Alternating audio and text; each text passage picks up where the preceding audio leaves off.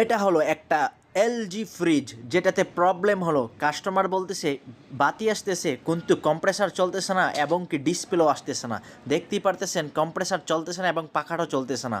এটা হলো main motherboard, যেটাকে বলা হয় সার্কিট। আমরা দেখবো এটাতে কি কি প্রবলেম আছে। তো এর জন্য আমাদের এম্পিয়ার মিটারটা অন করে নিলাম। তারপর আমরা দেখতে পারলাম এখানে ফিউজটা জ্বলে গেছে।